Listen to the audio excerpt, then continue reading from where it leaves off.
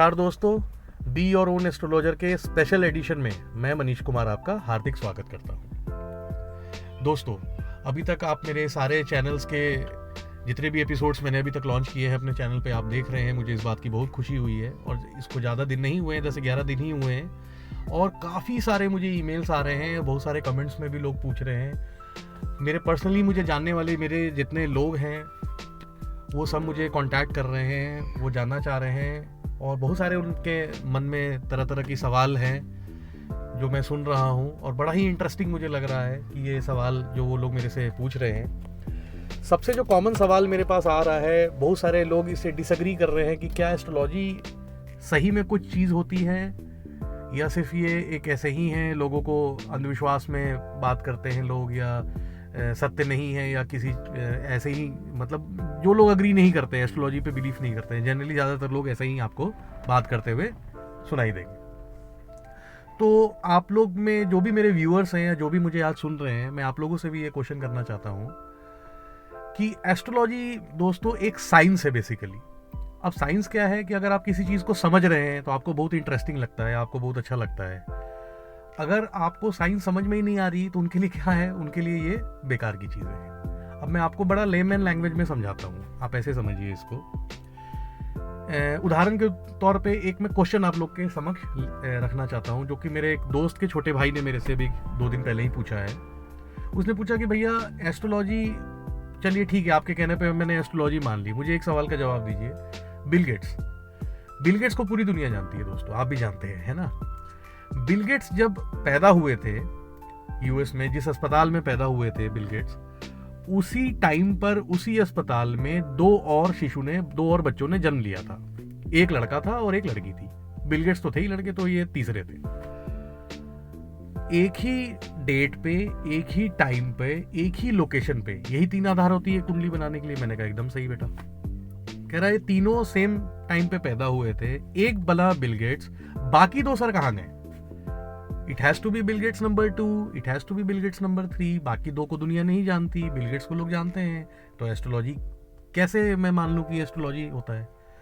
बड़ा ही इंटरेस्टिंग सवाल है, आपको भी पसंद आ रहा होगा। अगर आपके मन में ये सवाल नहीं होगा तो मैंने खुद आपसे ये सवाल कर रहा हूँ कि सही बात है भाई। अगर आप नॉर्मल सोचोगे कि अगर मेरी जन्म कुंडली और आपकी जन्म कुंडली सेम ही है, एक अगर अच्छा हो रहा है, एक अगर अच्छा नहीं हो रहा है, तो मतलब क्या दिक्कत है, फिर एस्ट्रोलॉजी है ही नहीं। मतलब सर, इसका बड़ा सिंपल सा दोस्तों मेरा जवाब है, जो मैंने उसको भी दिया था और आप भी इसको समझने की कोशिश करिए। एक और एग्जांपल हम लोग लेते हैं। सपोज करिए कि मैंने आप लोगों के सामने एक बढ़िया खाना परोस के मैंने आपके सामने रख दिया है।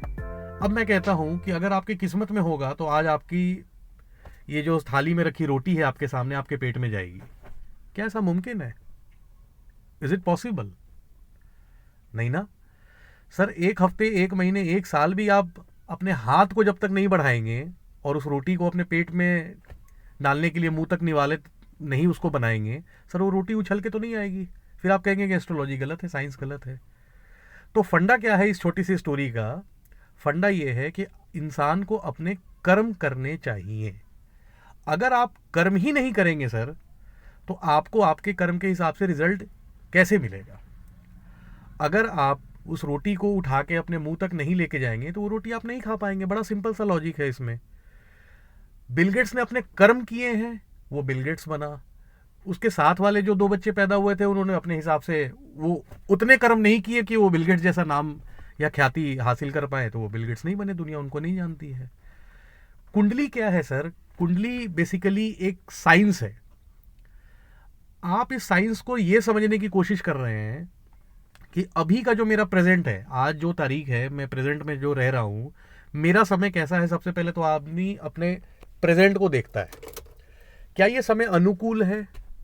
क्या ये समय मेरा खराब चल रहा है? ये चलिए मैं आगे की भी बात कर लेता हूं। सपोज करिए कोई भी कॉमन जो इंसान है, रोटी कपड़ा मकान सबकी ज़रूरत है, ठीक है सर। तो अगर कोई चाहता है कि मुझे एक घर बनाना है, तो वो अगर एस्ट्रोलॉजर के पास जा रहा है या किसी से कंसल्ट कर रहा है, तो ऐसा हम लोग जो भी उसकी कुंडली अगर देख रहे हैं, तो हम लोग क्या देखते हैं? सबसे पहले हम लोग देखते हैं कि जो 4th हाउस है उसको इफेक्ट करने वाले कौन से प्लैनेट हैं, उनकी पोजीशन का क्या है, वो कितने पावर में है। अगर समझिए कि अगर घर बनाने का टाइम मैंने कह देता हूँ कि 2025 में इस इंसान का घर बनने के पूरे योग्य है, इसका मतलब ये नहीं है कि वो घर पे अपने जाके किराए के घर पे जहाँ वो रह रहा है ताला मार के सो जाए और पूरा 2025 में मेरे को एस्ट्रो एम के ने कहा था कि मेरा घर बनेगा, मेरा घर बनेगा, मेरा घर बनेगा। नहीं सर, नहीं बनेगा, कभी नहीं बनेगा। क्यों नहीं बनेगा? क्योंकि आपका समय अनुकूल है। कहने का मतलब कि अब आपको उस हिसाब से अपनी मेहनत करनी है। मेहनत इन द सेंस कि अगर आप 2025 में अगर घर लेने का सोच रहे हैं तो सर घर तो ऐसी चीज़ नहीं है कि आज मार्केट गए और घर लेके आ गए। घर के लिए आपको पैसे फंडिंग करने की ज़रूरत है। ज़्यादातर मिडिल क्लास, लोअर क्लास इनको फाइनेंशियल सपोर्ट, बैंक लोन्स, इधर उधर से मदद, ऐसी चीज़ों की ज़रूरत पड़ती है। तो ये ओवर द नाइट नहीं होता है सर। आपको इसकी तैयारी करनी है। आपको 2025 में अगर घर बनाना है ना तो समझिए कि आज से ही आपको लगना है, हाँ बनेगा 2025 में। क्यों? क्योंकि वो सही समय आ रहा है। आप बैंक्स में लोन लेने के लिए ट्राई करो, आपका काम बन जाएगा। अगर आप किसी बिल्डर के थ्रू लेना चाह रहे हो, आपको सही बिल्डर मिल जाएगा, सही प्रॉपर्टी डीलर टकरा जाएगा, आपको सही प्रॉपर्टी मिल जाएगी कि हाँ ये सही घर है जहाँ पर मैं रहना चाहता हूँ। तो ये सारी चीज़ें आपके फेवर में होती है। मेहनत तो सर आपको करना है। क्यों दोस्तों? अगर हम मेहनत ही नहीं करेंगे तो बैठे बैठे तो मेरा घर बनने से रहा। अब मैं इसको दूसरे तरीके से लेता हूँ। अगर मैं कह रहा हूँ कि जी आपका घर ये सही समय नहीं है, नहीं 2025 में बनेगा, तो आप कहने का मतलब है कि अगर आप उस समय फिर भी कह रहे हैं यार मेरे पास पैसे भी हैं, मेरा बैंक लोन भी अप्रूव्ड हो गया है। कई दफ़ा आपने सुना होगा घर बनते बनते कंस्ट्रक्शन रुक गई, कोई लेबर है, किसी के साथ कोई हादसा हो गया, बिल्डर है भाग गया, एकदम से कोई फाइनेंशियल क्रंच आ गया कि इधर से पैसे रोक के मुझे कहीं और देखना पड़ रहा है, मेरे स्वास्थ्य में ही कोई दिक्कत हो गई। तो कहने का मतलब कि वो जो फेवरेबल जो टाइम था, जो मैं अभी पहले एग्जांपल में बता रहा था, अब यहाँ पर उसका अपोजिट है।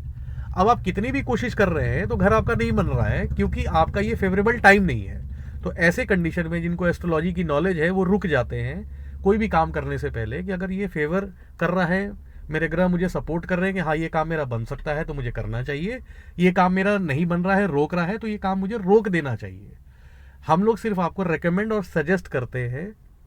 आप इस पर कितना मेहनत करते हैं, कैसे चलते हैं, ये दोस्तों आपको खुद डिसाइड करना होता है। तो ये बड़ा ही कॉमन ये था। अगर आपने मेरी अभी 6 वीडियोस देखी है तो मैं बड़ा ही बेसिक से एस्ट्रोलॉजी वहाँ पर समझाने की कोशिश कर रहा हूँ। और मैं ये नहीं कह रहा हूँ कि आप एस्ट्रोलॉजी के लिए मेरे से कंसल्ट करिए या मैं आप ही की कुंडली बनाऊँगा। नहीं नहीं सर, मैं अपने लाइफ में बड़ा ही सेटिस्फाइड हूँ। मैंने ये ऐसे भी अपना हॉबी समझ के इसको स्टार्ट किया था और मेरे पास इतना टाइम नहीं होता कि मैं लोगों की कुंडली देख सकूं और ये कर सकूं। इसीलिए मैंने टाइम निकाल के अपने ऑफिस आवर्स के बाद, ताकि ज़्यादा से ज़्यादा लोगों तक मेरी ये बात पहुँचे और लोग इसका फ़ायदा उठा सके। अगर आपने 1 महीने अपनी कुंडली पे प्रैक्टिस किया, मैंने भी सर स्टार्टिंग में किया था कभी, इसका बेटर रिजल्ट आपको मिलेगा अगर आप सही डायरेक्शन में चल रहे हैं तो।